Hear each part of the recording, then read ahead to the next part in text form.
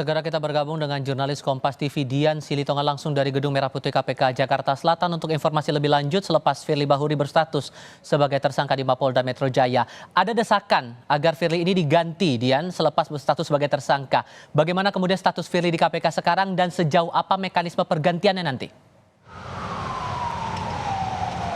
Tifal, pertama status Firly Bahuri di KPK sampai dengan saat ini masih berstatus sebagai pimpinan KPK karena memang mekanisme penggantian atau pemberhentian pimpinan KPK yang dijadikan sebagai tersangka dalam suatu kasus tindak pidana ini menunggu keputusan Presiden atau Kepres. Nah, sampai dengan saat ini Istana menyampaikan bahwa rancangan Kepres memang sudah disusun atau sudah disiapkan, tapi masih menunggu ditandatangani oleh Presiden Joko Widodo. Jadi artinya selama Kepres ini belum dikeluarkan, maka status Firly Bahuri ini masih sebagai pimpinan KPK. Dan bahkan kemarin Wakil Ketua KPK Alexander Marwata juga menyampaikan Firly Bahuri masih bekerja seperti biasa, artinya masih berkantor sampai dengan saat ini di KPK.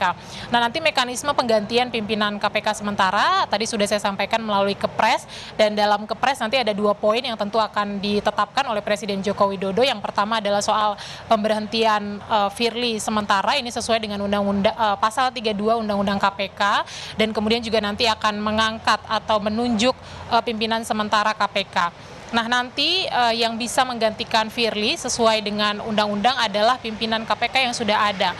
Nah, apakah itu nantinya Presiden akan menunjuk Alexander Marwata, Johannes Tanak, Nawawi Ponggolango, atau Nurul Gufron sebagai pengganti sementara pimpinan KPK atau menggantikan Firly Bahuri.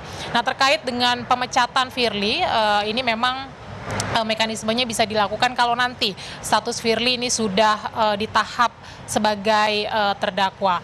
Nah, Tifal, kemudian selanjutnya juga setelah ditetapkan sebagai tersangka, tentu nantinya penyidik gabungan Polda Metro Jaya dan juga Bareskrim Mabes Polri akan memeriksa Firly dalam kapasitasnya sebagai tersangka. Direncanakan pemeriksaannya ini akan dilakukan pada pekan depan, dan tidak hanya Firly Bahuri saja, tetapi seluruh pimpinan KPK, tadi Alexander Marwata, Johannes Tanak, Nawawi Ponggolango, dan juga Nurul Gufron ini akan diperiksa juga mulai pekan depan dalam kapasitasnya sebagai saksi.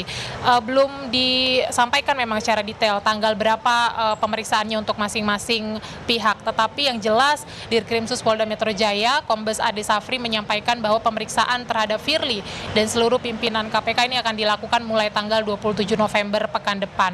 Nah, seperti yang kita tahu juga usai ditetapkan sebagai tersangka, Firly sudah dicegah bepergian ke luar negeri terhitung mulai hari ini hingga 20 hari ke depan, Tifal. Artinya mulai hari ini sampai tanggal 13 Desember mendatang, tentu saja untuk kepentingan penyidikan. Jadi kita cermati dan pantau bersama nanti seperti apa perkembangan kasus ini. Kita ingat juga Firly tidak hanya berhadapan dengan proses hukum, tapi juga proses etik di Dewas KPK. Kita akan pantau bersama-sama dan kita akan nantikan juga seperti apa keputusan Presiden terkait dengan hal ini. Tifal. Dari Gedung Merah Putih KPK Jakarta Selatan, Dian Silitonga melaporkan. Terima kasih.